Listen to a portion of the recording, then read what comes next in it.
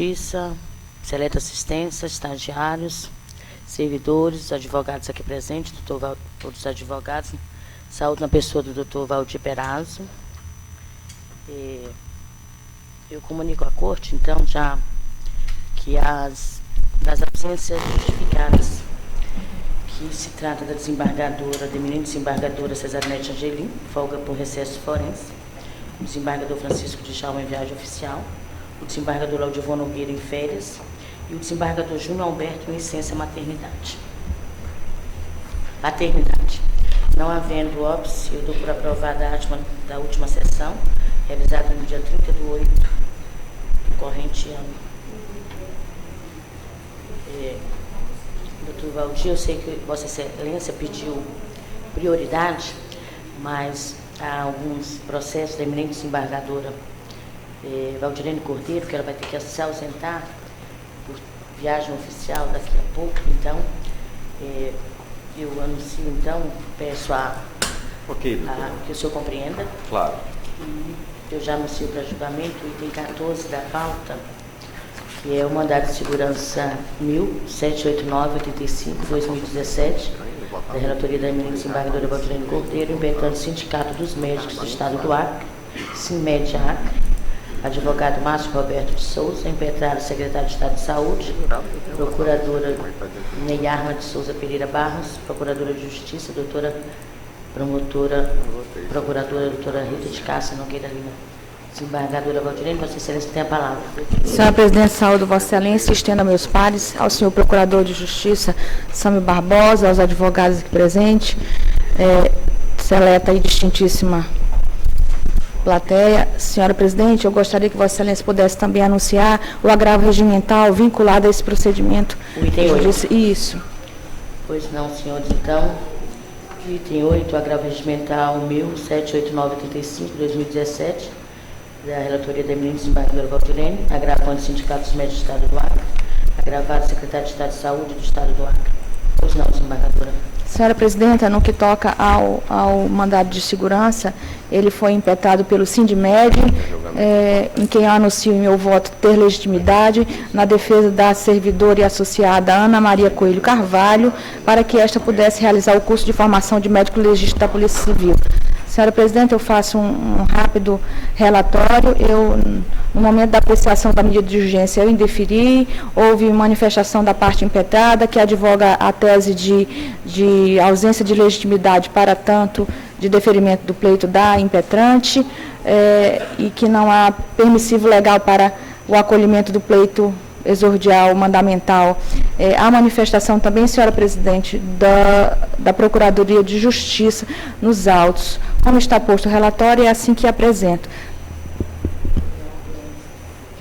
Estamos agora ao vice-procurador.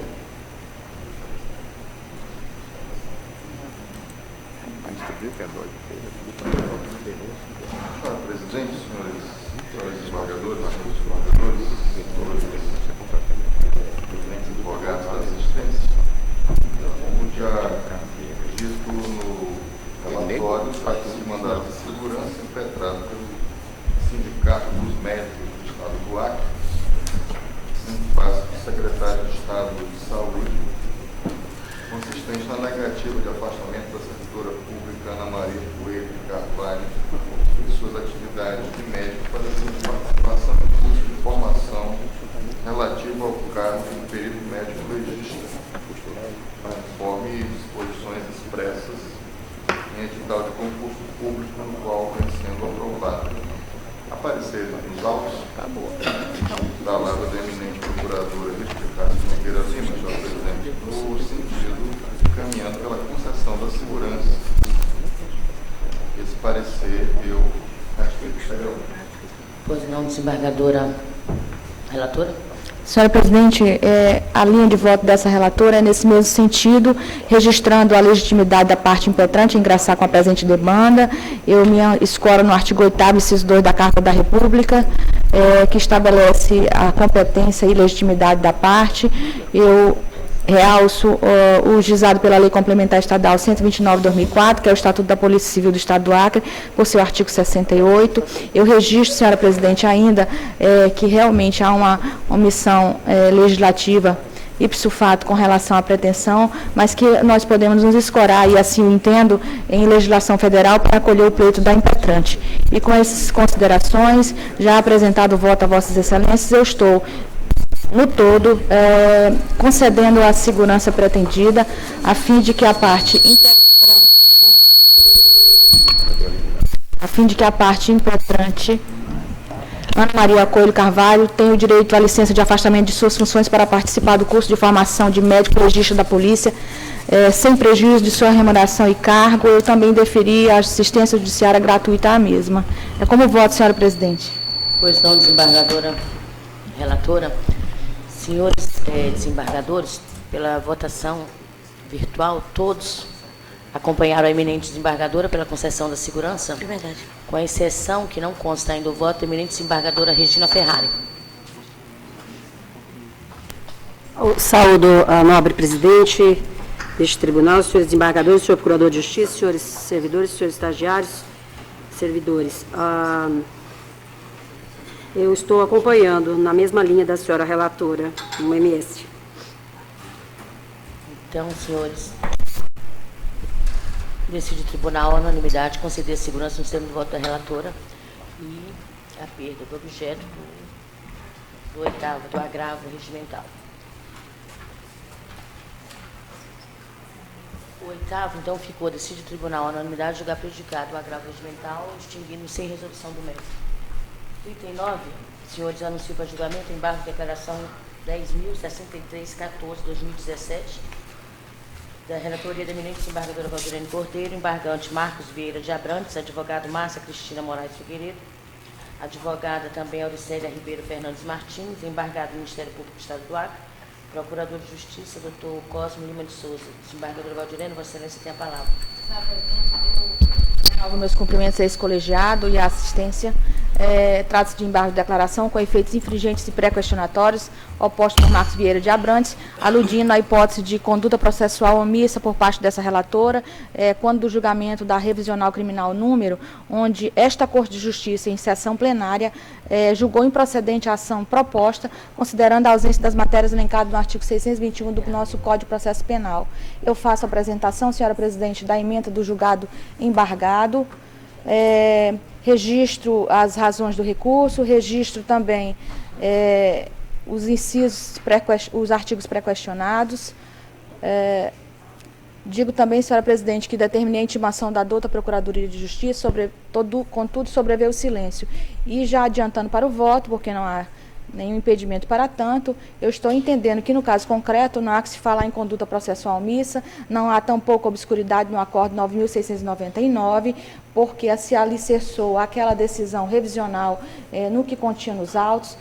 Os embargos de declaração é de todos que militam no direito sabido, que não se presta a ser um recurso para revisar provas. A decisão de primeiro grau estava dentro do âmbito das provas que foram coligidas. Não há que se falar em falso testemunho ou em depoimentos indevidos. E com essas considerações, senhora presidente, eu estou considerando e entendendo como voto pela rejeição desses declaratórios. Pois não, desembargadora Valdirene, não há manifestação do órgão ministerial. Já consta aqui, desembargadores todos, os eminentes desembargadores, acompanhando a eminente relatora pela rejeição dos embargos, com exceção da desembargadora Regina Longini. Acompanha, excelência. Pois não, então, decide o tribunal, unanimidade, rejeitar os embargos de declaração, os termos de voto da relatora.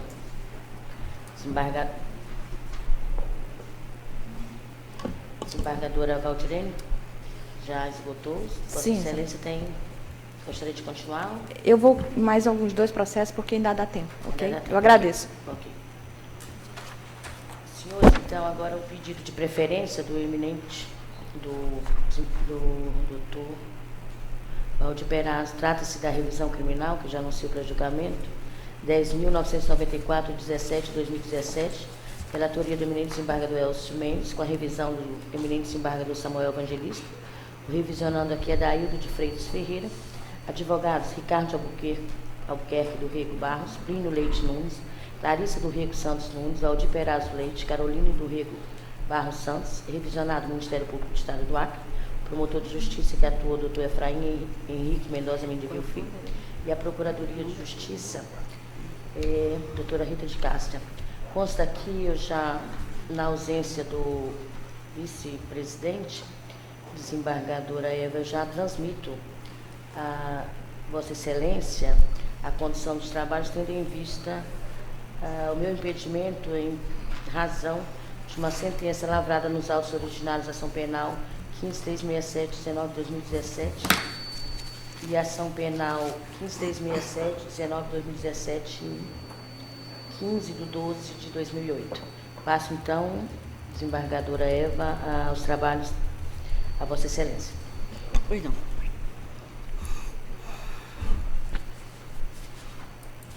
Senhora Presidente, eu a saúdo, os eminentes pares, doutor Procurador, senhores advogados, na pessoa do doutor Valdir Perazzo, senhores estagiários, assistentes, servidores, todos em nome da doutora Denise, secretária das sessões. Pois bem. Desembargadora Eva, antes da senhora Já foi peço autorização para me retirar? Pois não? Muito linda. Pois bem. O processo já foi anunciado, devidamente anunciado, e eu concedo ao eminente relator, desembargador Elcio. Bom dia aos eminentes desembargadores presentes, ao nobre procurador de justiça, ao nobre patrono, seleta plateia. Eu indaguei ao nobre patrono antes da sessão, ele inclusive dispensou isso, a leitura do relatório, não foi isso, doutor Perazzo? Então tá bom. Então, diante disso, já retorno a palavra ao presidente para... Tá bem. Eu não tinha conhecimento da dispensa do relatório, por isso é que os autos foram eminente relator, mas ele já declinou a situação. Então, eu não abri advogado que dispensa. Então, em sendo assim, Vossa Excelência tem a fala, doutor Valdir Perazzo, pelo prazo regimental de 15 minutos. Ok. Excelentíssima senhora desembargadora doutora Eva Evangelista, no exercício desta egrégia corte, da presidência nesta egrégia corte, na pessoa de quem eu cumprimento os demais desembargadores, excelentíssimo senhor procurador de justiça, colegas advogados aqui presentes, estagiários, distinta plateia. Adaildo de Freitas Ferreira foi denunciado pelo Ministério Público supostamente pela prática do crime de porte de arma, artigo 14, previsto no Instituto do Desarmamento. O excelentíssimo senhor juiz de direito proferiu uma sentença em que o condenou a pena de 3 anos de reclusão em regime semiaberto.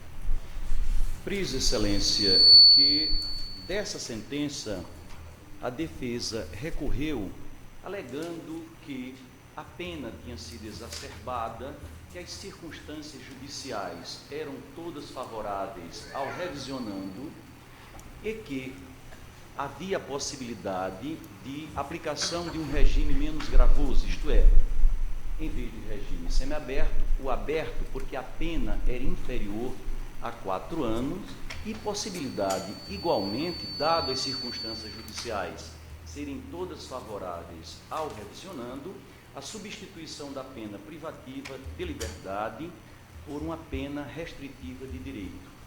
Feito o apelo, a dota Câmara Criminal do Tribunal de Justiça manteve a decisão.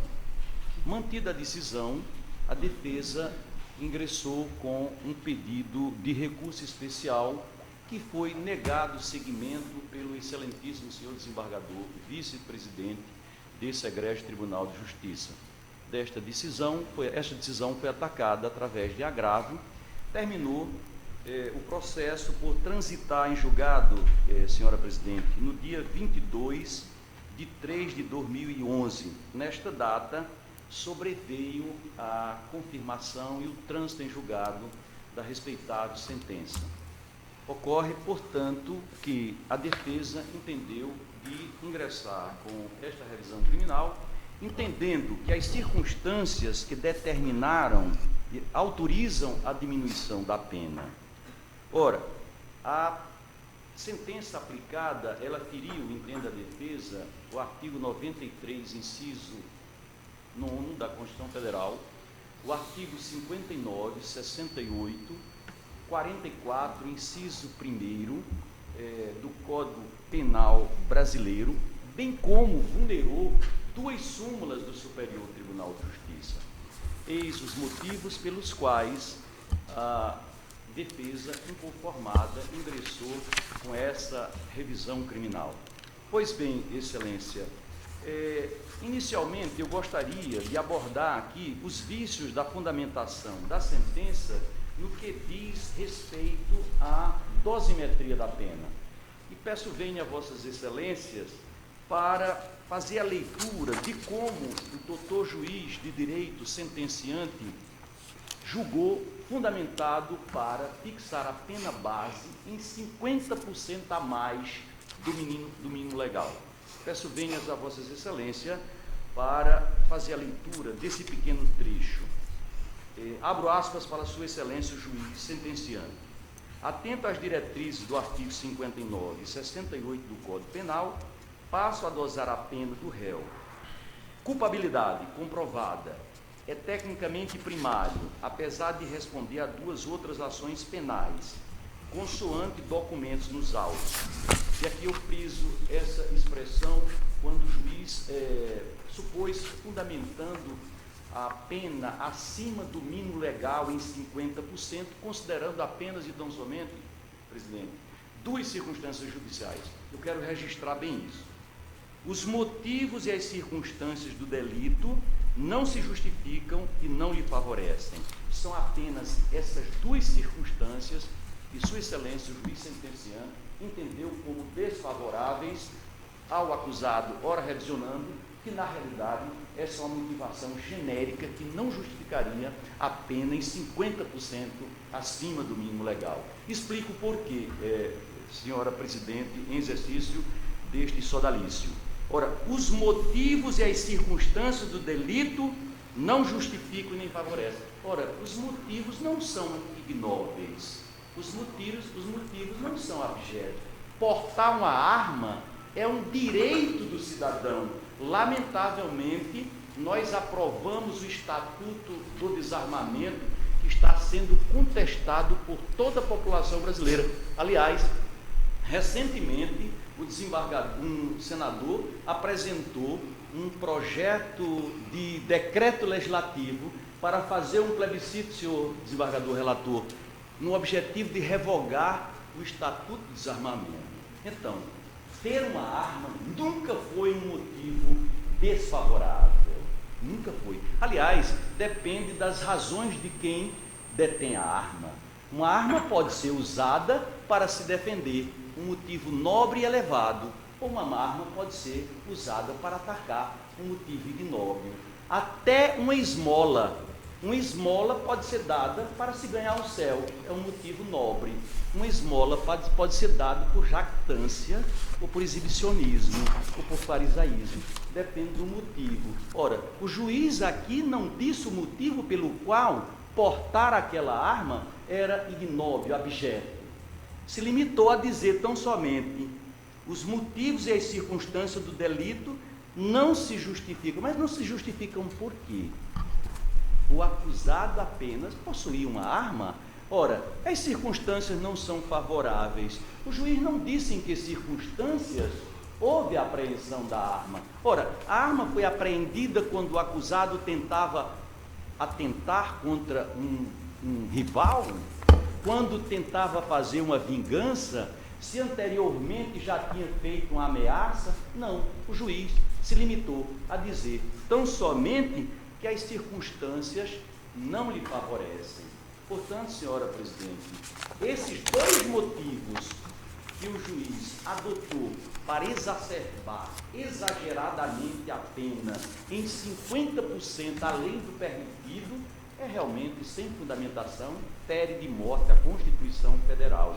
Esses motivos genéricos que serviria para justificar qualquer decisão, a doutrina tem afastado, não só a doutrina, a jurisprudência. Por isso peço venha, trago à colação aqui uma decisão do Egrégio Superior Tribunal de Justiça, em que a ministra Maria Tereza, garantista por excelência, diz o seguinte, peço vênia e abro aspas para esse aresto que trago à colação.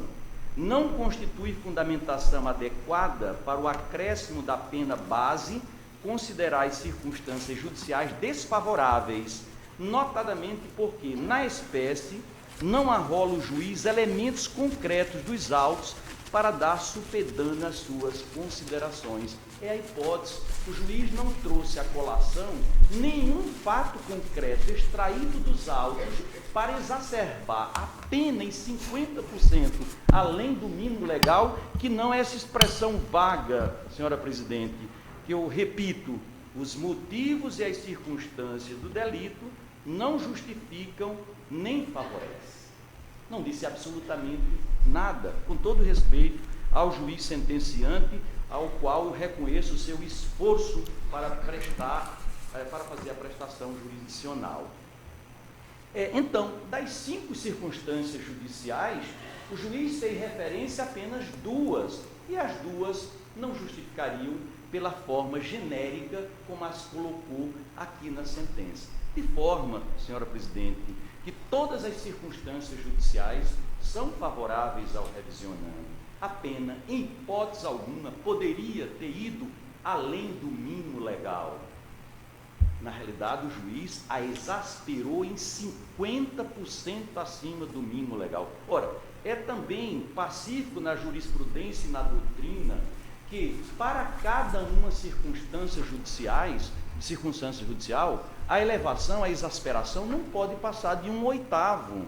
E isso como máximo, isso é pacífico na doutrina, de que a exasperação da pena não pode ser mais do que 1/8, porque são 8 circunstâncias judiciais. Ora, se a pena mínima é 2 anos, 1/8 de 24 é 3 meses, então, se existissem essas 2 circunstâncias judiciais desfavoráveis ao revisionando, o máximo, não é nem, repare bem, o máximo que o juiz poderia exasperar a pena era então somente 6 meses, 3 meses para cada um delas, considerando o máximo de 1/8. Pois bem, excelência, o juiz sentenciante exasperou a pena sem nenhuma fundamentação idônea em 50%, pena que poderia ser de 2 anos, tranquilamente ter sido fixada em 2 anos, sua excelência fixou a pena base em 3 anos, isto é, quase chegou no máximo da pena, que é 4 anos. Pois bem, isso é apenas uma das questões que eu trago à colação e à discussão nesse sodalício, referentemente à pena base que vulnera o artigo 59 e 68, bem como, repito, o artigo 93, inciso 9 da Constituição Federal, razão pela qual, nesse sentido, eu peço a rescisão dessa sentença prolatada pelo juiz. Mas o erro na aplicação da pena, senhora presidente, não se limitou apenas no que diz respeito à fixação da pena base. O juiz, data vênia, ainda errou no que diz respeito ao regime de cumprimento de pena. Ora, até 4 anos de prisão, e a pena foi fixada em 3 anos, o juiz poderia ter concedido o regime aberto, com fundamento no artigo 33, inciso 3º, parágrafo 2º, letra C, e não fixou um regime semiaberto. Ora, não só vulnerou a própria lei, como vulnerou súmula do Superior Tribunal de Justiça.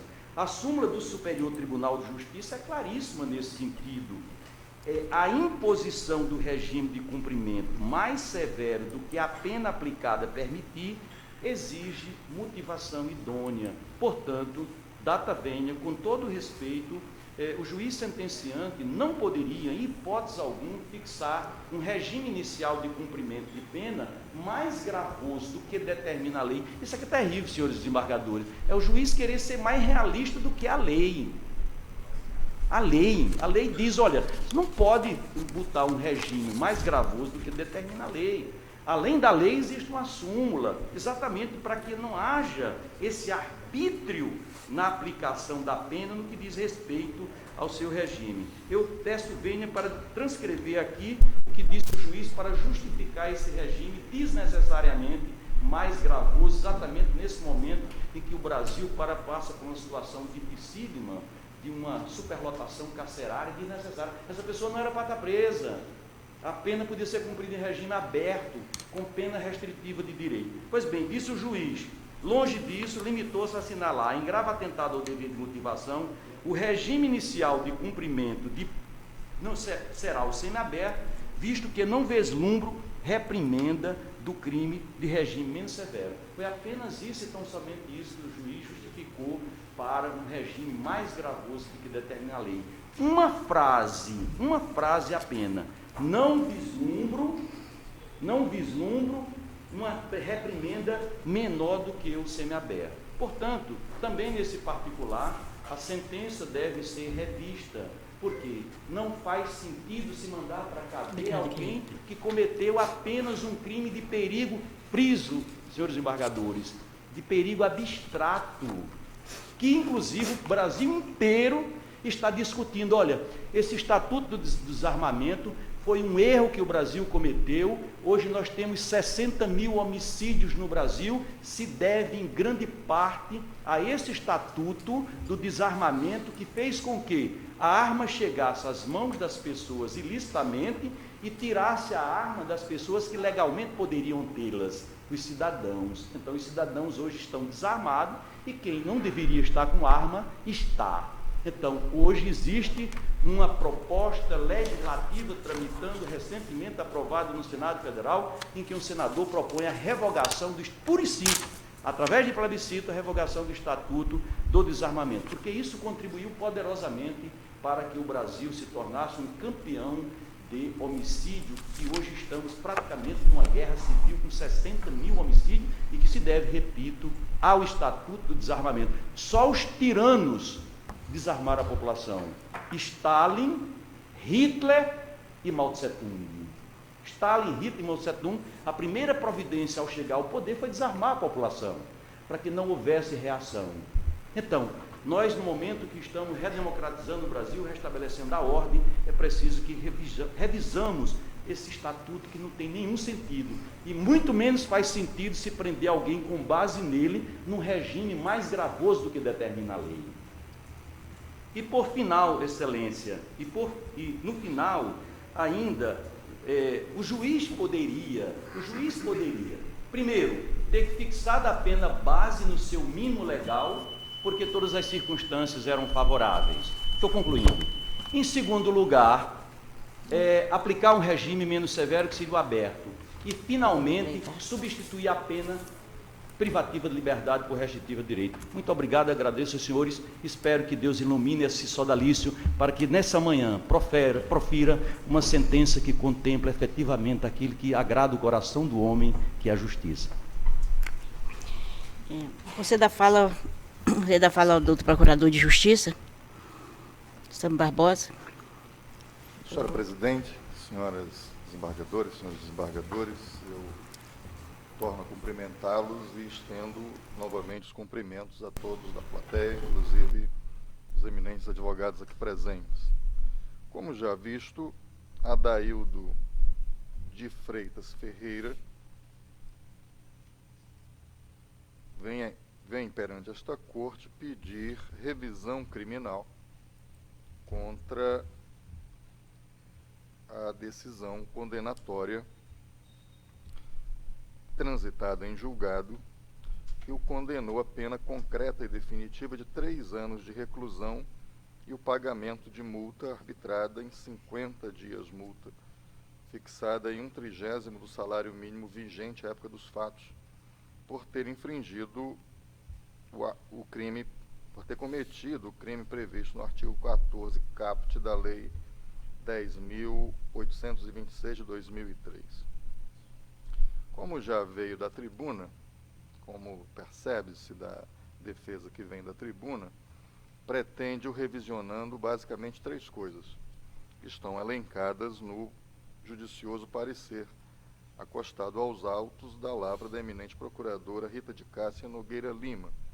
Primeiro, a desconstituição da sentença condenatória, a fim de que seja redimensionada a pena base para o mínimo legal, por haver a sentença condenatória vulnerado o dispositivo do artigo 93, inciso 9, da Constituição Federal e os artigos 59 e 68 do Código Penal, ao exasperar a pena base imposta ao revisionando, com base em fundamentação vaga e genérica, por valoração negativa de elementos que são inerentes ao próprio tipo penal, procedendo-se ainda à fixação de regime aberto para o início de cumprimento da reprimenda. Vem também da tribuna o pedido para que, uma vez preenchidos os requisitos do artigo 44 do Código Penal, seja substituída a pena privativa de liberdade por restritiva de direitos. E, por fim, não foi sustentada aqui da tribuna, mas consta do parecer acostado aos autos, um pedido para que fosse fixada a indenização compatível com as, abro aspas, ilegalidades praticadas em face do revisionando. Muito bem. O parecer traz um trecho da sentença condenatória aqui contestada. Esta sentença foi objeto de apelação, pelo que consta também do parecer, que não logrou êxito nesta corte, e também foi inadmitido o recurso às cortes superiores. O que diz o juiz sentenciante?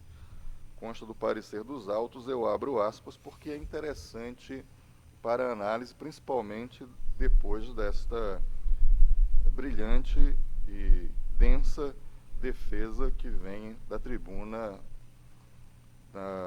do exercício da advocacia já conhecido de todos nós, do eminente advogado Valdir Perazzo Leite. Abro aspas. Diz Sua Excelência o juiz de primeiro grau. Julgo procedente a denúncia de folhas 2 a 4 para condenar como condenado tenho Adaildo de Freitas Ferreira, qualificado nos autos, nas sanções do artigo 14 caput da Lei 10.826/2003, atenta às diretrizes do artigo 59 e 68 do Código Penal, passo a dosar a pena do réu. Culpabilidade comprovada. É tecnicamente primário.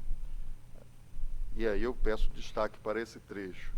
Apesar de responder 2 outras ações penais, consoante documento dos autos, isso não foi mencionado aqui hoje da tribuna.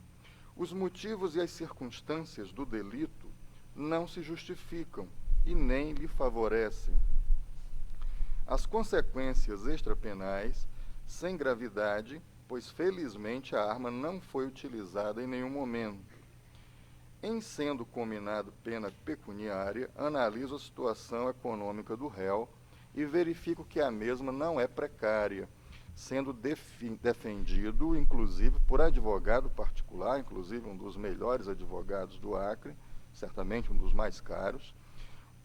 Postas tais considerações de Sua Excelência, fixo-lhe a pena base em 3 anos de reclusão e pagamento de multa, que ora arbitro em 50 dias multa sob 1/30 do salário mínimo vigente à época dos fatos. Penas essas que tornam concreta e definitiva ante a ausência de outras circunstâncias legais ou judiciais a serem consideradas, incabível a aplicação do artigo 44 e 77 do Código Penal, eis que a culpabilidade e os antecedentes do réu são maculados. Inclusive, isso não veio hoje da tribuna, inclusive está sendo processado pelo Tribunal do Júri, por prática em tese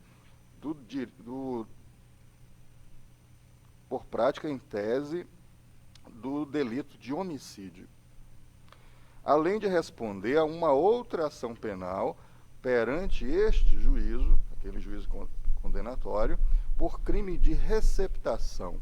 Vejam a nobreza da finalidade pela qual o revisionando detinha uma arma de fogo ilegal, conforme foi bem destacado aqui da tribuna. Essa nobreza, ela emerge de forma cristalina desta narrativa da sentença.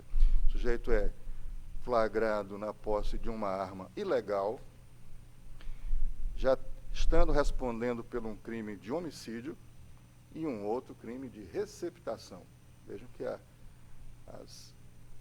razão pela qual o exercício desse direito, o eminente desembargador Elcio sabe, de portar uma arma, certamente era para exercer o direito constitucional de autodefesa, conforme vem da doutrina norte-americana, né? O regime inicial para o cumprimento de penas será o semiaberto, diz Sua Excelência. Eis que não vislumbro para a reprimenda do crime regime mais severo. Tudo nos termos do artigo 33, parágrafo 3º do Código Penal. Confisco a arma e a munição apreendidas em favor da União. É dessa sentença, eminentes desembargadores, que propõe a revisão Adaildo de Freitas Ferreira. Eu, antes de mencionar o trecho nuclear, um parecer extenso, que obviamente me absteria aqui de lê-lo, mas, inclusive, o trecho em que Sua Excelência concorda, em parte, com alguns dos argumentos que vêm da defesa, mas devo dizer que é uma falácia o argumento que tem sido muito utilizado e tem ganho força numa sociedade de baixa escolaridade e até com baixo nível de informação, de que cancelar simplesmente o Estatuto do Desarmamento diminuirá a quantidade de homicídios no país. Aliás, isso é um paradoxo. Eu fico a me imaginar, vislumbrando a lógica, como é que, tendo mais armas em circulação do que já temos hoje, poderíamos ter menos homicídios. Aliás, cancelar o crime de porte ilegal de arma de fogo, desembargador Elcio, não se poderia apenar este cidadão aqui, mesmo ele respondendo a várias outras ações penais, inclusive por homicídio e receptação. Não se poderia o Estado e a sociedade também enfrentar aquela circunstância que foi evidenciada ontem em todos os jornais, de milícias criminosas desfilando em posses de fuzil, sitiando toda a sociedade. São circunstâncias como essas que se quer tornar legais ao, com argumentos falaciosos, buscar cancelar o Estatuto do Desarmamento. De forma que, feitas essas considerações, eu digo que de todos os argumentos ressaem um que foi considerado válido por Sua Excelência, a senhora Procuradora Rita de Cássia, que eu aqui ratifico. Diz ela, e eu abro aspas, consta do parecer: por sua vez, no que se refere às circunstâncias e motivo do crime, foram valoradas negativamente, haja vista que, segundo sentença, os motivos e as circunstâncias do delito não se justificam e nem lhe favorecem, ocorre que, diante da natureza objetiva dessa circunstância, que diz respeito aos aspectos laterais, periféricos que circundam o fato propriamente dito, caberia ao magistrado realizar a análise de maior ou menor gravidade do crime, espelhada pelo modus operandi do agente, ou seja, as condições de tempo e local em que ocorreu o crime, os instrumentos utilizados pela prática delituosa, etc. Revela-se, portanto, inadequada, de Sua Excelência, a valoração negativa dessa circunstância judicial, pois fundada em expressão vaga e genérica. E eu tenho me deparado reiteradamente com circunstâncias iguais, devo dizer aqui, que não revela concretamente elementos que possam ser objetivamente extraídos dos autos a evidenciar maior grau de reprovabilidade da conduta. No que concerne às consequências do delito, tem-se que esta circunstância judicial não foi valorada negativamente, posto que o magistrado de piso afirmou que, aspas, as consequências extrapenais sem gravidade, pois felizmente a arma não foi utilizada em nenhum momento, fecha aspas. Para autorizar o aumento da pena base, diz Sua Excelência, as consequências do crime devem se revelar de uma proporção tal que extravasem o mero resultado decorrente da prática da infração penal.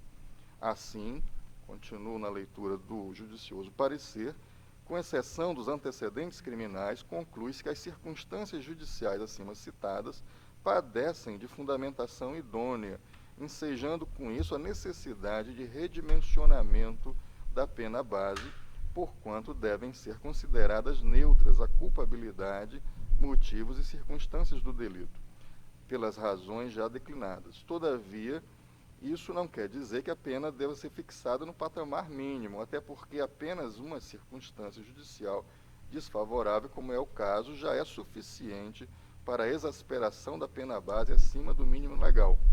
E, na hipótese em exame, reitera se foi valorada negativamente uma circunstância judicial e, em contrapartida, ao vedade a fixação da pena base no mínimo legal, como pretendido pelo revisionado, somente poderia ter lugar quando as circunstâncias judiciais forem totalmente favoráveis ao réu, que não é o caso.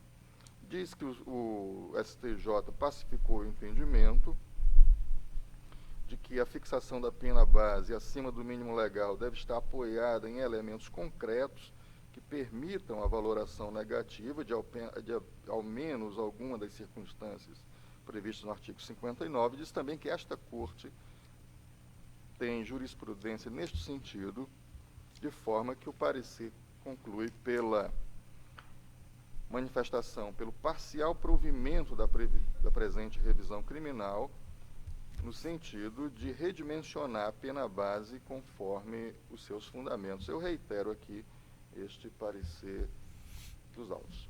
É a manifestação do Ministério Público.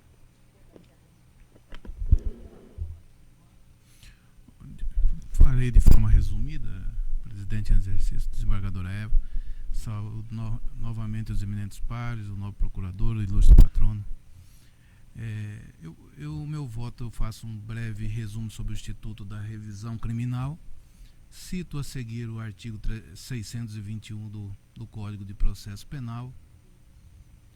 Faço um breve resumo sobre a certidão comprobatória do trânsito, acostada às folhas 38, sobre a irresignação do revisionando no que diz a dosimetria da pena, pois, segundo a defesa, o magistrado primeiro não agiu em conformidade com a lei, incorrendo em erro judiciário.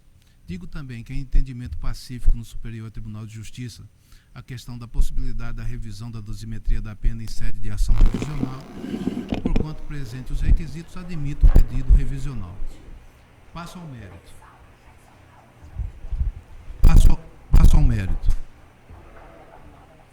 Cumpre registrar que o fato criminoso foi analisado pelo juiz Vacur quando da sentença, a qual foi examinada em segundo grau, tendo sido negado provimento ao apelo de defesa conforme folhas 28 e 32, com relação ao redimensionamento da pena base. Um breve resumo, que a pena base poderá distanciar-se do mínimo abstratamente previsto para o delito, se verificadas circunstâncias judiciais desfavoráveis em razão da discricionariedade do julgador. Transcrevo o artigo 59, inciso 2º do Código Penal, que estabelece que para a fixação da pena base, o magistrado aplicará dentro dos limites previstos. O caput do mesmo dispositivo prevê que a fixação deverá atender para aquelas situações ali descritas, né?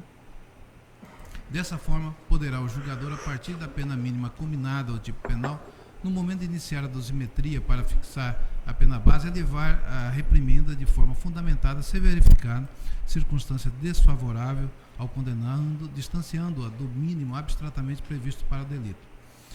Quanto à dosimetria da pena, tenho como correta, eis que fixada acima do mínimo, 3 anos de reclusão, motivada na valoração negativa dos antecedentes, motivos e circunstâncias do delito, estando a culpabilidade, conforme a lição de Guilherme de Souza Nutti, representada pelo conjunto das circunstâncias judiciais.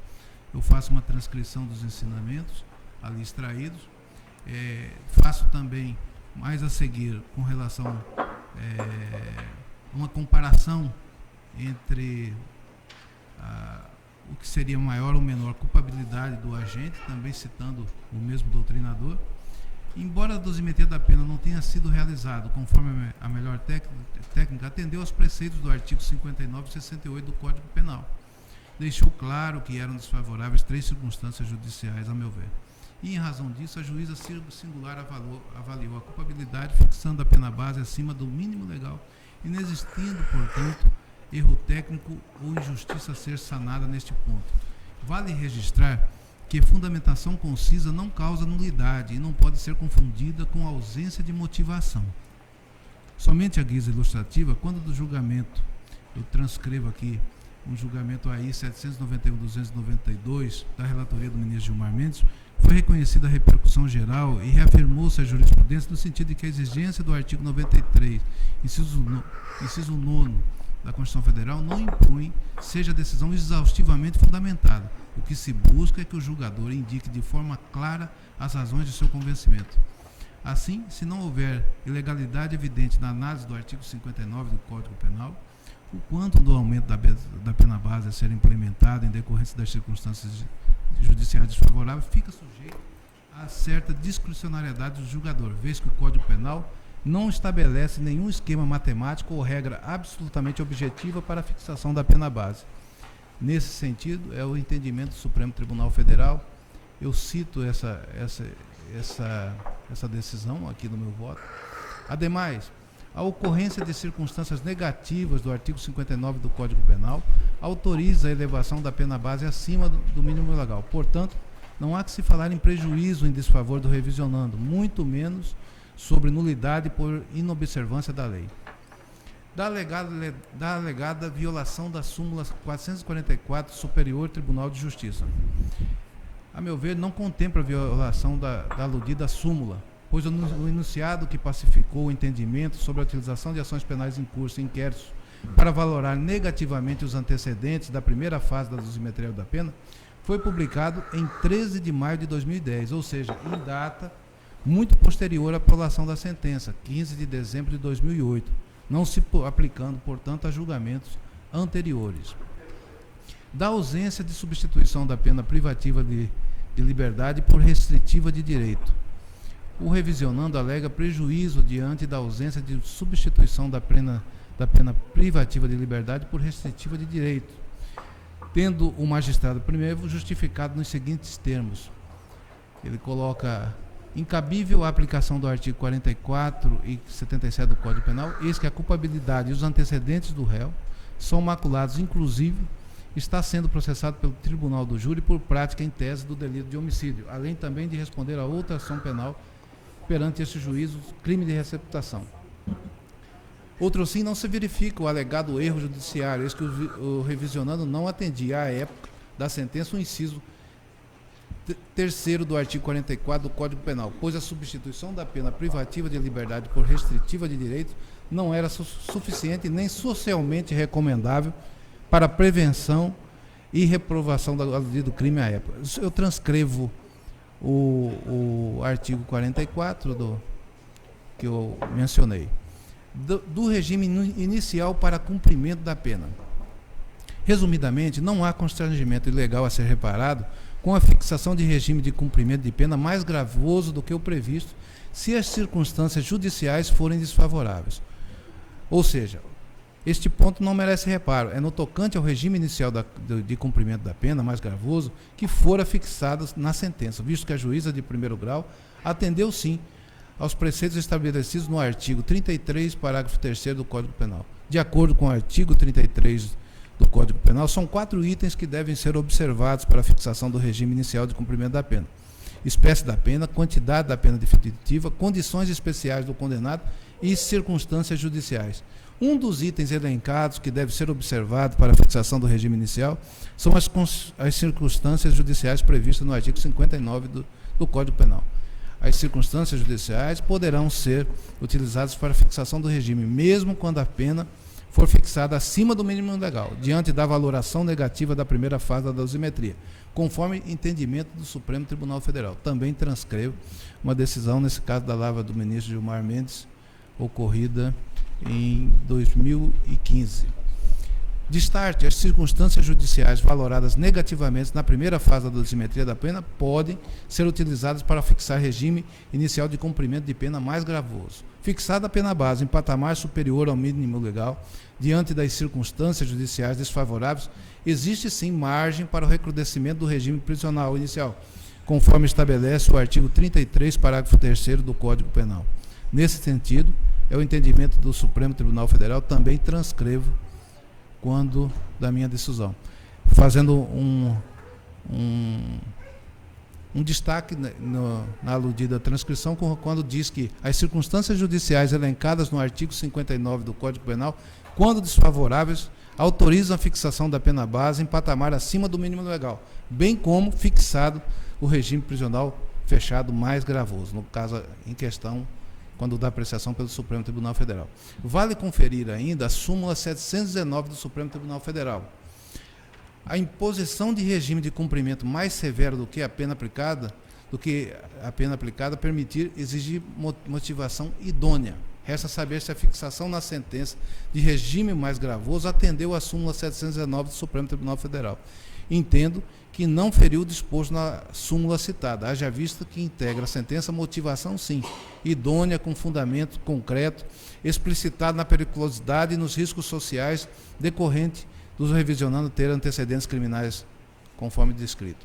E mais, o porte de arma de fogo no interior de um veículo poderia sim levar ao cometimento de outros crimes, já que existem informações da prática em tese do delito de homicídio. Dessa forma, não há constrangimento ilegal a ser reparado com a fixação de regime de cumprimento de pena mais gravoso do que o previsto, se as circunstâncias judicial do réu forem desfavoráveis, bem como se o fundamento concreto explicitado na sentença se baseia na periculosidade e nos riscos sociais decorrentes de antecedentes criminais desfavoráveis. Faço ainda um breve resumo sobre o aspecto da alegação do revisionando de que contraria a Constituição Federal e texto expresso em lei. Entendo que não houve qualquer violação hábil a desfazer. Assim, não há que se falar em modificação da sentença por meio de revisão criminal diante da ausência de erro técnico ou injustiça na aplicação da reprimenda cabível de correção. Nesse sentido, transcrevo mais um aresto sobre o tema. Frente a tais considerações, voto pela rejeição do pedido revisional e, por consequência, resta prejudicado o pleito de direito à indenização. É como eu voto. Custa de lei.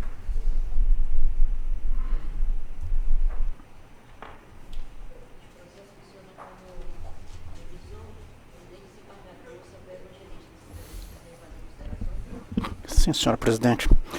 Eu cumprimento Vossa Excelência, senhora presidente, cumprimento os eminentes desembargadores, senhor procurador de Justiça, Samuel Barbosa, a senhora presidente Denise Bonfim, senhora secretária, os advogados, os acadêmicos, os demais presentes. Eu, na mesma linha do relator, senhora presidente, eu afasto o argumento do erro e da injustiça na dosimetria da pena. O juiz, ele considerou como desfavoráveis ao revisionando 3 circunstâncias judiciais: os antecedentes, os motivos e as circunstâncias. E quando eu me refiro a antecedentes aqui, eu estou falando de prática de um crime de homicídio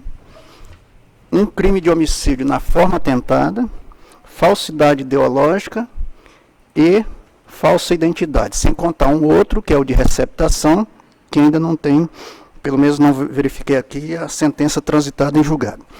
Por conta dessas 3 circunstâncias judiciais julgadas desfavoráveis, o juiz aumentou a pena base em 1 ano. E eu julgo que essa quantidade de aumento está dentro da discricionariedade judicial do juiz. Portanto, eu afasto o argumento do erro ou injustiça na dosimetria da pena. Com relação ao ponto da fixação do regime, que foi fixado o regime semiaberto, eu penso até que a eventual procedência da revisão criminal resultaria inócua. E por que eu digo isso? Porque agora, no dia 14 de julho, houve a soma das penas,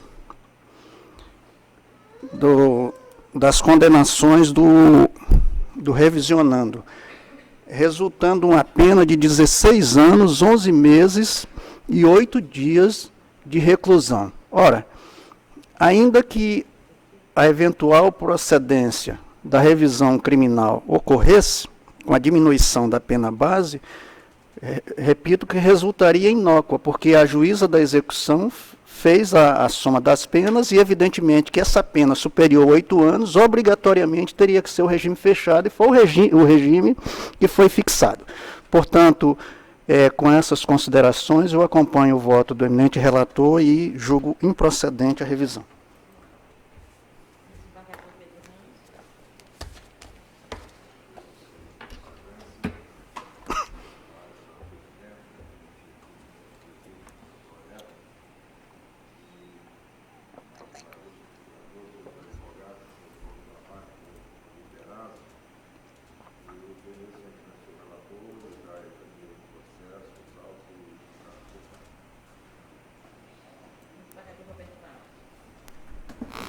Cumprimento Vossa Excelência, desembargadora Eva, que preside essa sessão, e também cumprimento a presidente do tribunal, desembargadora Denise. Em seu nome de Vossa Excelência, cumprimento a todos os eminentes colegas, senhor procurador, doutor Sami, advogados na pessoa do doutor Valdir Perazzo, servidores na pessoa da doutora Denise, e aos demais presentes, estudantes, advogados e demais presentes. Eu acompanho o voto do eminente relator, secundado pelo revisor.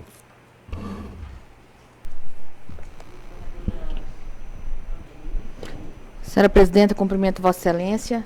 No exercício da presidência desse sodalício, eu tenho a oportunidade de cumprimentar a nobre defesa do doutor Valdir Perazzo, que, como sempre, nos brinda com seu vasto conhecimento intelectual e de mundo, quando cita, notadamente, governantes que fizeram parte da nossa história, Mao Tse Tung, Hitler e Stalin. Penso eu que talvez, embora façam parte da história, não representam os melhores atos, né?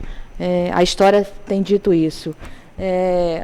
A hipótese de desarmamento suscitada pela nobre defesa, antes de se interar diretamente com sua pretensão de ação, penso eu que talvez não seja das melhores, o meu humilde posicionamento, porque os Estados Unidos, que é um grande exemplo de armamento, e a Alemanha, ele tem potencializado o índice de matança indistinta e generalizada e até de suicídio. Aquela república tem enfrentado situações de calamidade, ao invés de calamidade pública.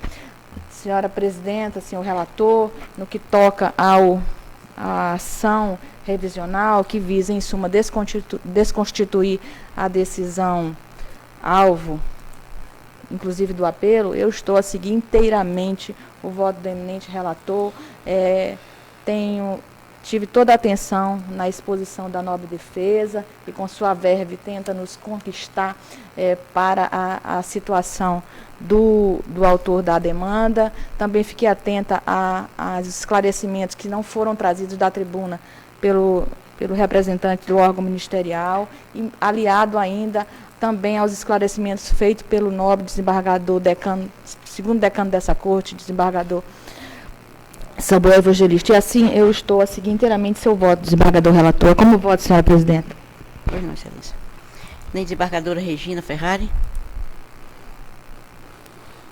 Senhora Presidente, senhores desembargadores, renovo os cumprimentos, senhor Procurador de Justiça, senhor advogado, doutor Valdir Perazzo, demais presentes. Ouvi atentamente o bem alinhado voto, inclusive a fala do senhor procurador, a fala do senhor advogado, a fala do senhor revisor e todos os demais colegas julgadores. Penso que a questão está centrada na interpretação dos maus antecedentes à luz da Constituição de 88. Essa necessidade que o Estado, em sua Carta Magna, coloca que a culpabilidade do indivíduo, ela é, neste particular, constitucionalmente protegida, presumidamente inocente, sob pena de voltarmos ao total arbítrio estatal. Da razão prática que o nosso revisor colocou, ela é bastante interessante e nos coloca a refletir. Mesmo que admitíssemos, mesmo assim, revisionando aqui, estaria também em regime fechado. Pois bem, ocorre que temos que fazer o nosso close de julgamento aqui na questão se estes maus antecedentes como ações, inquéritos em curso, podem ou não serem computados, podem ou não ser considerados como maus antecedentes para a exacerbação da pena base. Por estas razões,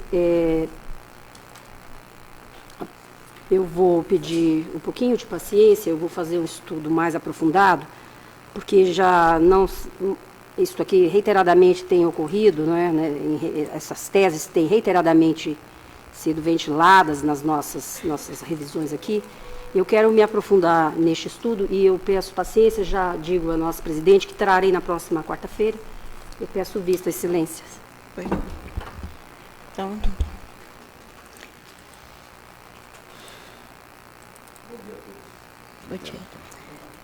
julgado improcedente a revisão criminal, pedido de vista da eminente desembargadora Regina Ferrari. Senhora Presidenta, eu peço autorização para me ausentar. Encerrado. Ela já é a presidente, encerrada a designação apenas para o julgamento do feito. Desembargadora Presidente, estou retransmitindo o cargo, então, de corregedora à minha querida decana desembargadora Eva, a partir do meio-dia. Agradeço e bom trabalho a todos. Boa viagem. Pois não, obrigada e boa viagem. Bom trabalho lá, desembargadora.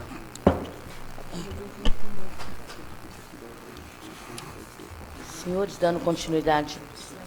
Eu olhei por cima, eu vou dar uma olhada lá. Dando continuidade aos nossos julgamentos, eu anuncio então o item 5 da pauta, revisão criminal 1001, 024-52-2017, da relatoria do eminente desembargador Elcio Mendes, revisão do desembargador Pedro Hans e revisionando Jonas Noia de Oliveira, defensor público Dr. Gilberto Jorge Ferreira da Silva, revisionado do Ministério Público do Estado do Acre, promotora de Justiça Patrícia Paula dos Santos e procurador Dr. João Marques Pires. Sua Excelência, o relator, encaminhou o voto no sentido da revisão ser procedente. Eu ouço o ilustre procurador. Não, presidente, um parecer. Os autos também é nesse sentido. Trata-se de uma questão muito simples. Revisionando Jonas Noia de Oliveira foi condenado por homicídio no trânsito e incidiu na condenação a majorante do inciso 4 do parágrafo 1º do artigo 302, que diz respeito a no exercício de sua profissão ou atividade estiver conduzindo veículo de transporte de passageiros. Pelo que consta do parecer dos autos da lavra do procurador João Pires, não tratava-se de um veículo destinado a transporte de passageiros, conforme prevê a majorante, e sim transporte de carga, de forma que o parecer dos autos é para que seja afastada esta majorante do inciso 4, parágrafo 1º do artigo 302 do CPB, de forma que eu reitero esse parecer. Obrigada, doutor Sami. O eminente desembargador, o revisor do desembargador Pedro Hans, acompanhou a relatoria do desembargador Elcio. Desembargadora Eva Evangelista, não consta aqui seu voto. Senhora Presidente, eu acompanho o eminente relator. Os demais todos acompanharam o eminente relator. Desembargadora Regina Ferrari. Eu acompanho o nobre relator, integralmente. Pois não. Então, decide o tribunal na unanimidade julgar procedente revisão criminal nos termos de voto do relator. Senhores, agora o item 10 da pauta, o mandado de segurança 1502-25-2017, relatoria do eminente desembargador Roberto Barros, impetrante Vani Rosa da Silva, defensor público Dr. Rodrigo Almeida Chaves, impetrante secretário estadual de saúde do Estado do Acre, CESACRE, procurador do Estado Dr. Avelino Ferreira Barbosa Filho e procurador Dr. Cosme Lima de Souza. Sua Excelência, o relator.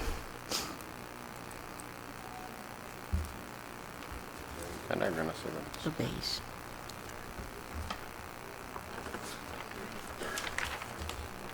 Há uma preliminar, foi rejeitada. Rejeitada. E no mérito denegou a segurança, ilustre procurador. No meu sentido. consta aqui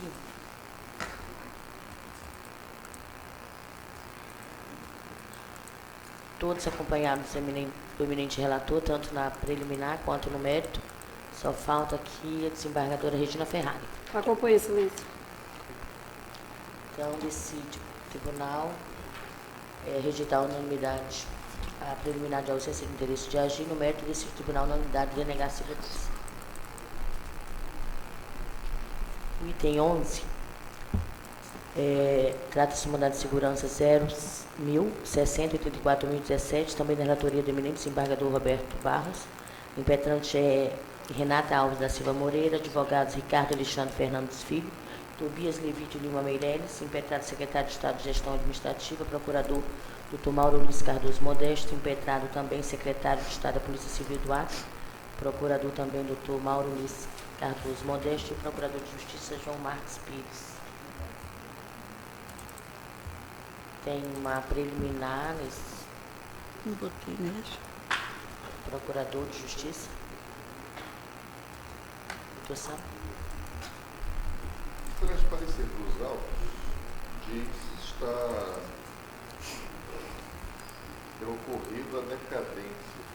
Consta aqui manifesta pelo acolhimento desta preliminar, supostamente citada pela autoridade impetrada. O relator confirmou isso? Não.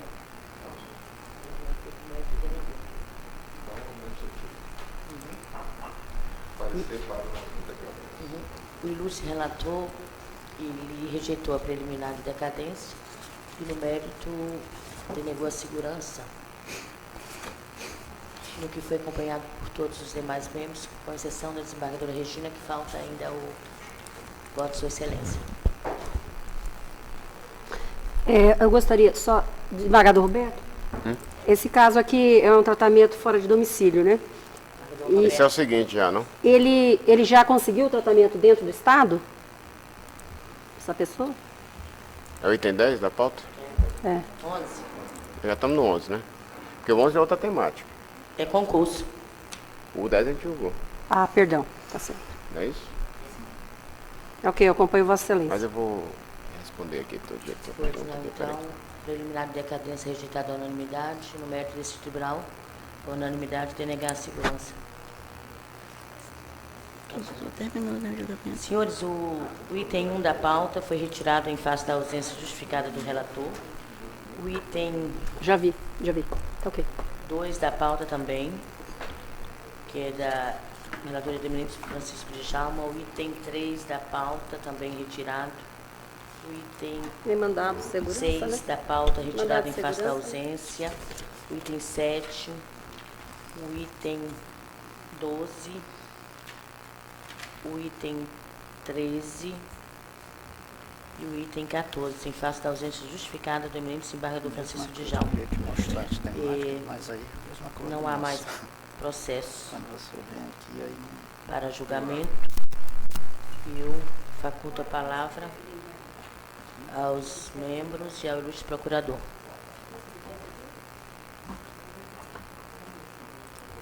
Não havendo manifestação, eu declaro encerrado então essa sessão. Já. Desembargadora, o meu não vai entrar? Ah, tá. O revisor está ausente. Desculpa. É verdade.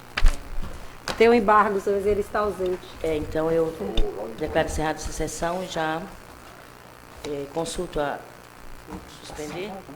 Seguir? Seguir, né? E vamos seguir então, senhores, a pauta administrativa. Então, declaro encerrada a jurisdicional e já, nessa oportunidade,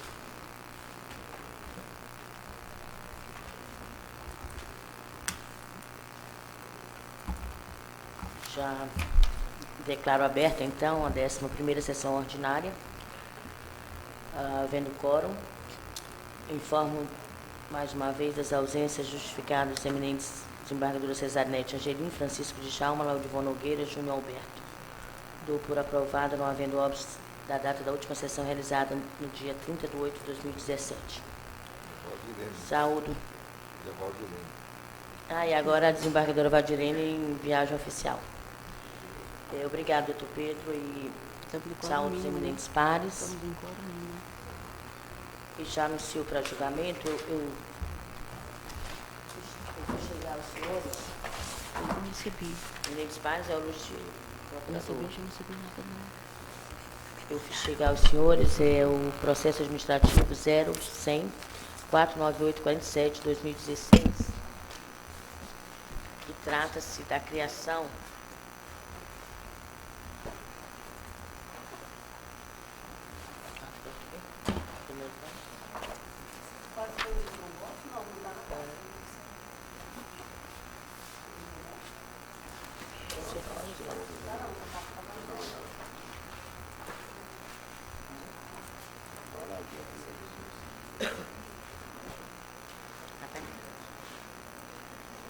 Senhores, então é o procedimento administrativo impulsionado pelo Conselho Nacional de Justiça com vista à padronização das rotinas administrativas decorrente do âmbito de repercussão geral. Ele foi a proposta de emenda regimental pertinente à substituição do Núcleo de Repercussão Geral e Recurso Repetitivo NURE pelo Núcleo de Gerenciamento de Precedentes, no GEP, consoante disposto na Resolução 235/2016 do Conselho Nacional de Justiça. Eu consulto os eminentes pares, já que eu fiz, se estão de acordo com a mudança dessa proposta de resolução. Embargadora Eva. Eu estou tentando tratar meu gabinete, mas eu não tenho conhecimento. Ah, na pasta compartilhada. Ah, está na pasta? Não fui avisado. Mesmo. Hã? Está vazio? Deixa eu me ver. Se na pasta compartilhada. Então eu vou ler aqui para os senhores. Na verdade, o CNJ mudou. É só a mudança do núcleo de repercussão geral e repercussão repetitiva, que era o NURE, o antigo NURE, Sim. para núcleo de gerenciamento de precedentes no GEP, de acordo com a resolução 235 Não tem nada no pasta, não. do CNJ. A única mudança é essa. Em vez de ser NURE, É só a mudança do nome. do nome, é só a mudança do nome. Em vez de ser NURE, é no GEP. Ah, então estou de acordo. Estou de acordo. Então, decide o Tribunal Unanimidade aprovar minuto de resolução que institui e disciplina o núcleo de gerenciamento de precedentes no âmbito do Tribunal de Justiça do Estado do Acre, tendo voto da relatora. Senhores, o segundo é que nós estamos sem ouvidor. A doutora Olívia o prazo dela terminou em abril. E ela continuou sem portaria, porque tem que ser emanada do Tribunal Pleno. Eu trouxe aqui uma minuta de voto, indicando, senhores, o desembargador Elcio Sabo Mendes para a função de ouvidor, tendo em vista que ele já, a doutora Olívia, inclusive foi uma sugestão dela, Tá de acordo, colocar um desembargador. Como ele já teve na ouvidoria, né, aí eu estou sugerindo o nome dele. Sabe se os senhores concordam? Eu estou de acordo. A unanimidade. E o suplente, eu indaguei ao desembargador Elcio, ele deu a sugestão do Dr. Robson Ribeiro Aleixo como membro substituto. E eu indago à corte se estão de acordo com que seja o Dr. Robson Ribeiro Aleixo o substituto. Se ele estiver de acordo, também. Ele está de acordo, foi. Roberto? De acordo. Cristina? Pois não, então, decide o Tribunal da Unidade de o desembargador Elcio Sabo Mendes com a função de ouvidor e o desembargador Robson Ribeiro Aleixo a função de juiz na função de ouvidor substituto. Senhores, eu trouxe aqui também mesa, que não está na pauta.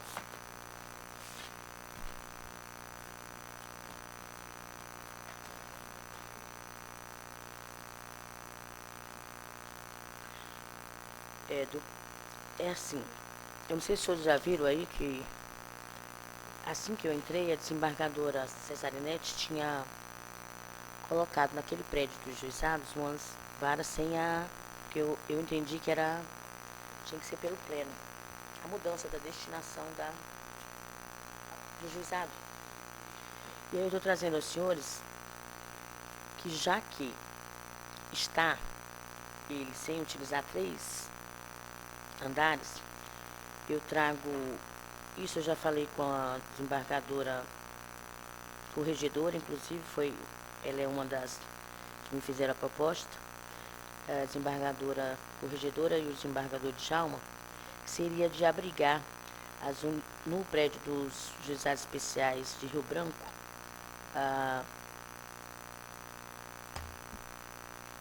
os juizados da infância e da juventude. A doutora Mirla, que está na fazenda, iria para o Fórum Barão de Rio Branco.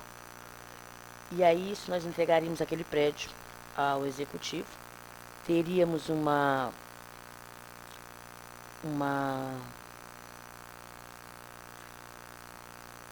redução nas despesas mensal de 57 mil, retirando de lá. E também a ideia da desembargadora Valdirene também é tirar a SEMAN do prédio e colocar embaixo aqui, porque a maioria das intimações tudo vem da área criminal, então já estaria ali perto. Isso precisa da orientação e precisa da anuência dos senhores. E ouça a desembargadora Eva. Presidente, eu estou plenamente de acordo. Porque eu vejo que os falar que são espaços vazios e é um quadro que Vossa Excelência trata, inclusive, eu vi inclusive no grupo de WhatsApp, a vara de registro público numa situação muito delicada. Eu não vejo por que termos espaços vazios sem disponibilizar. Eu tenho uma expressão lá, natureza jurídica. Não existe natureza jurídica de um prédio, porque de juizados especiais, quando construir outro prédio, é possível voltar para o outro prédio e disponibilizar os juizados especiais na sua essência. Mas eu estou plenamente de acordo. Embargador Samuel? Quando for preciso. Tem. Espaço suficiente. Sem uso.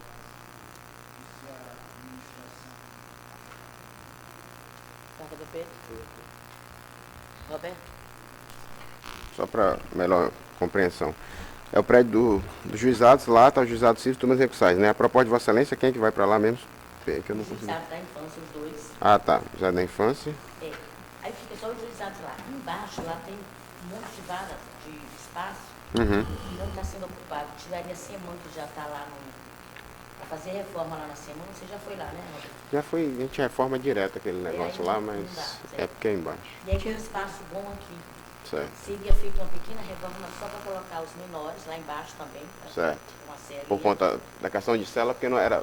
Não tem, Não foi programado para a área civil, né? É. Para os menores, para não estar lá com o fórum criminal. Para ir para o fórum criminal, né? É. Porque a doutora Sinaí está achando um local, reformando para a doutora Mirla ir para lá, e nós entregaríamos o prédio para o executivo e aí ficaríamos com uma redução de despesa em 70 mil reais por mês. Não, estou de acordo. Só tem uma sugestão depois, mas é extra aqui, quanto na relação com o executivo ali, para arrumar uma situação. Então tá. Porque eu acho que tinha que dar uma acertada aqui. Lá? Não é ali não, no fórum? Ah, tá. Pode deixar. Embargadora Regina?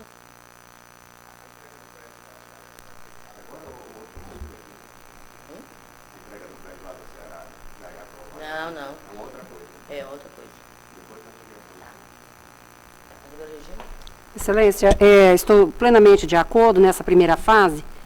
Estou plenamente de acordo com essa sua atitude de prevenir redução de despesas.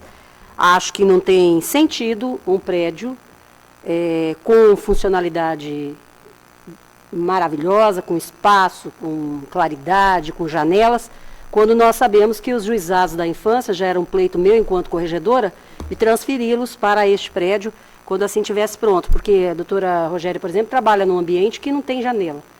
Enfim, nós sabemos os espaços sofríveis que o Fórum da Ceará tem, mas, como eu disse, é o que nós tínhamos e vamos em frente. Eu não sou de colocar dificuldades também.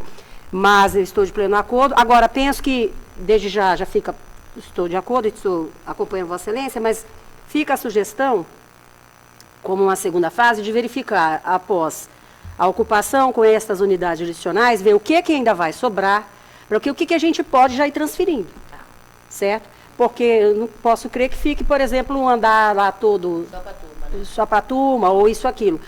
Porque a gente pode otimizar mais ainda este prédio, porque ele foi feito com um grande espaço.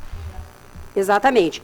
E também eu gostaria assim que se fosse pontuar, não sei quem que organiza isso, quem monitora isso, quem supervisiona, mas normalmente quando uma vara chega e fica vendo muitos espaços, fica inventando outros espaços para ocupar. Aí a gente vai criar uma quinta vara criminal. Nós estamos nesse debate aqui que daqui a pouco, não sei se a senhora vai colocar aí, aquela questão aí que estamos aí com problema. Ou vara de inquérito, etc. Aí depois, aí o pessoal foi acomodando coisa, depois a gente não tem mais espaço nem para pôr vara. Nós temos, Desembargadora sabe, da nossa peleja com a segunda vara da violência doméstica. Aí, não tem espaço. Enfim, eu sei que no Fórum Criminal tem... deixar uma sobra, vamos otimizar os espaços o mais rápido, assim, o melhor possível. Era pode isso deixar só. que a administração vai... Isso. A senhora entendeu a minha preocupação, porque eu já vi acontecer isso. Aí inventa sala não sei de quê, sala não sei de quê, e vai ocupando. Quando a gente vai criar uma vara, não tem espaço. Né? Mas estou de pleno acordo e parabenizo Vossa Excelência pela atenção Pois não, aos juizados.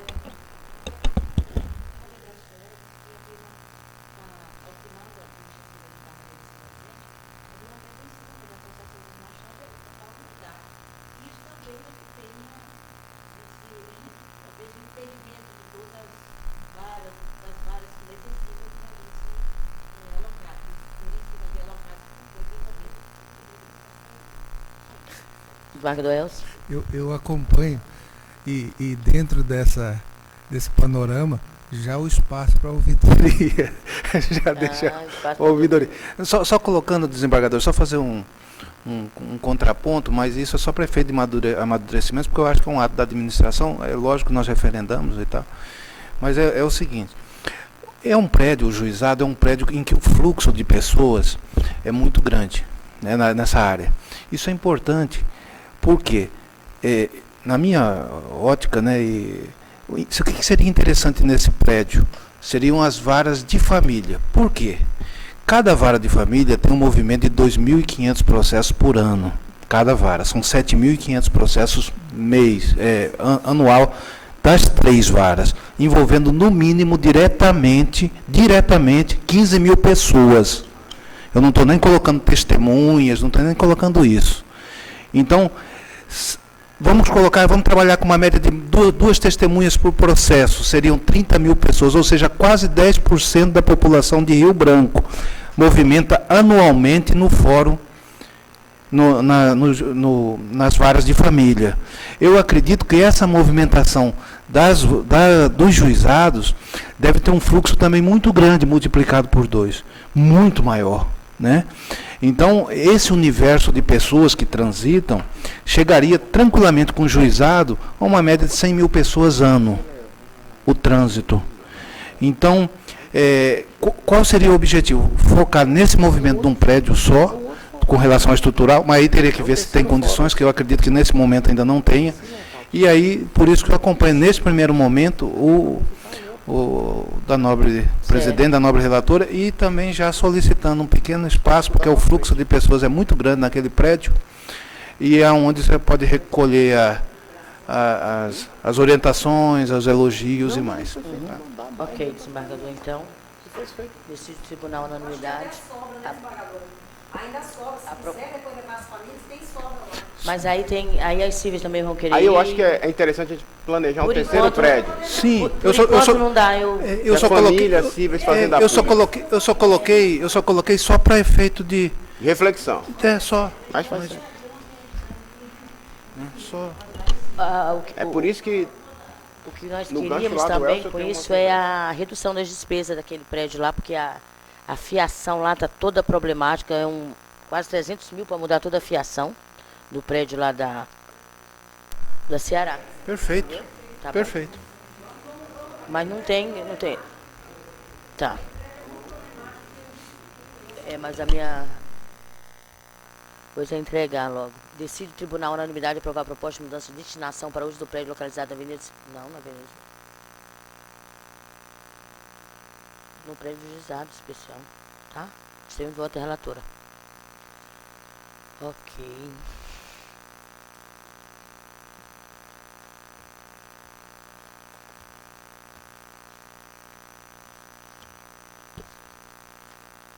Senhores, eu quero comunicar que Sua Excelência, o Regidor Nacional, encaminhou ontem, no dia 12 de setembro, chegou aqui ontem, solicitando que seja encaminhado até o dia 2, impreterivelmente, à Corregedoria, relatório sobre os valores de passivo devidos a magistrados de primeira e segunda instâncias vinculados a esse tribunal, informando discriminadamente, por ordem alfabética de magistrado, o que se segue. Verbas retroativas a que fazem juiz. Fundamento jurídico da verba. Saldo devedor por verba atualizada até o mês de julho do corrente ano. Incorporação ou não no saldo devedor de correção monetária e de juros sobre a dívida ou somente correção monetária. Contabilização ou não de juros em conta separada. Prazo estipulado para pagamento do principal. Realização do pagamento de juros referente a algumas dessas verbas, indicando a taxa aplicada. Solicitando ainda o envio da memória de cálculo de cada verba retroativa devida. Esses relatórios deverão ser enviados em formato eletrônico, padrão CSV, arquivos separados por vírgula, gravados em mídia, DVD, nomeados como sendo o nome do tribunal, abreviado, e até o dia 2 para... Como a verba da PAI não está feita a correção, eu já mandei atualizar, que é para mandar uma informação correta da PAI. E até o dia 2 eu já, só para conhecimento dos senhores, eu já pedi CIF, Corregedor Nacional.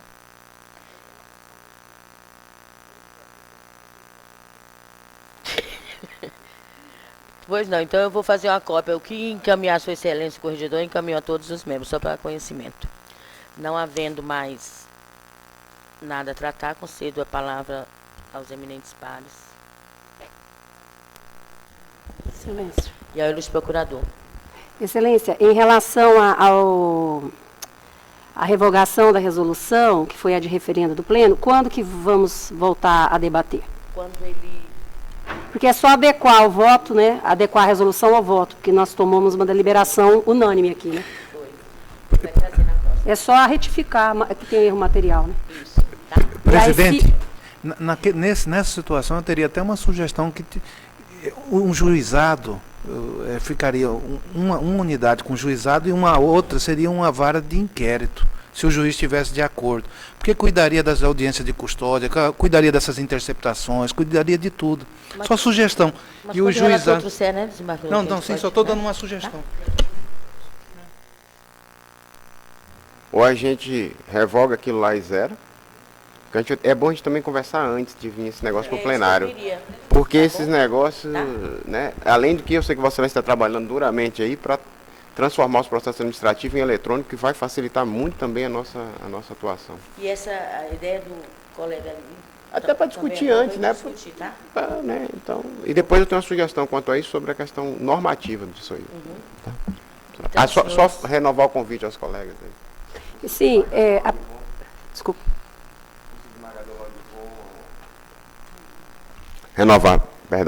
Renovar aos colegas o convite para o curso, a senhora presidente, vamos falar pessoalmente, e o curso do colega Laudivon na quinta-feira é à tarde que começa, para não prejudicar a sessão da Câmara Criminal, tá?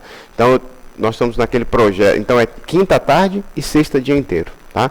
Eu abri inicialmente como padrão uma vaga para cada gabinete, mas sempre que os colegas quiserem mais vagas, peçam, por favor, acho que a colega Regina já pediu, está disponível, então fiquem sempre à vontade.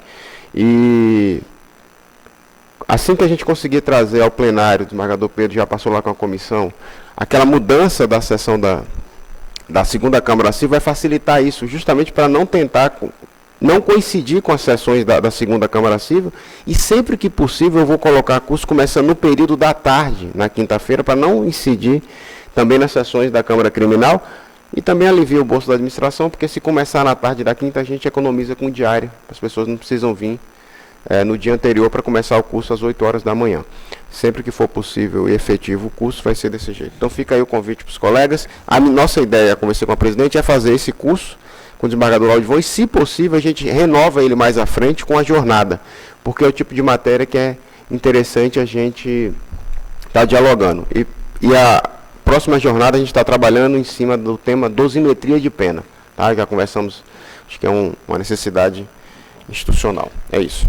14 horas o início? 15? Então eu saúdo o eminente procurador, sempre é bom.